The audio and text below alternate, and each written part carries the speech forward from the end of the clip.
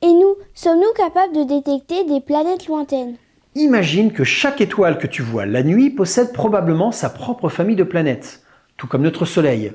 Et en réalité, beaucoup de points lumineux ne sont même pas des étoiles, mais des galaxies entières contenant elles-mêmes des milliards d'étoiles et donc encore plus de planètes. Ces planètes, situées en dehors de notre système solaire, sont appelées exoplanètes. Et devine quoi? Nous en avons déjà découvert plus de 5000 depuis octobre 1995, date à laquelle Michel Mayor et Didier Queloz de l'Observatoire de Genève ont découvert la première exoplanète, 51 Pégasi b. Mais comment fait-on pour les voir? Excellente question. Détecter une planète, c'est un peu comme chercher une aiguille dans une botte de foin cosmique.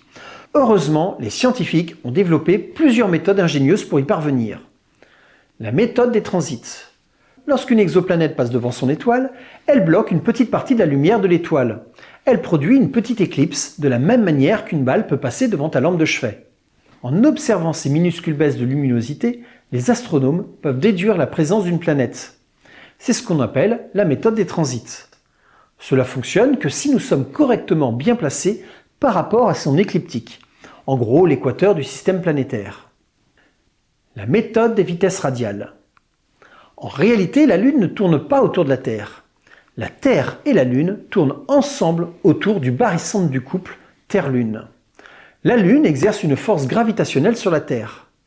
On pourrait faire l'analogie avec un couple qui danse une valse. Les deux tournent autour de leur barycentre et non l'un autour de l'autre. Mais comme la Terre est bien plus massive que la Lune, le barycentre des deux se trouve seulement à 4600 km du centre de la Terre, ce qui en réalité ne change pas grand-chose à l'échelle cosmique. Mais vu de l'extérieur, cela provoque un petit oscillement. En mesurant ces mouvements, grâce à l'effet Doppler, les scientifiques peuvent détecter la présence d'une exoplanète. L'imagerie directe. C'est la méthode la plus directe, mais aussi la plus difficile. C'est comme essayer de prendre une photo d'une perle de 1 cm de diamètre éclairée par un projecteur de 7 cm de diamètre situé à 70 cm de la perle, tout en étant nous-mêmes positionnés à 8 km de la scène. Les télescopes doivent être extrêmement précis pour capter la faible lumière réfléchie par la planète sans être aveuglés par la lumière de l'étoile. Dans ma métaphore, je viens de reprendre l'équivalent de ce qui a été nécessaire pour que le télescope spatial Hubble puisse observer HIP 65426b, la première exoplanète observée en imagerie directe en juillet 2017. Bref, c'est extrêmement compliqué. En plus, cette planète est plus que très probablement inhabitée, car c'est une très grosse planète jovienne, c'est-à-dire que c'est une planète gazeuse, sans sol, et encore plus grosse que notre planète Jupiter.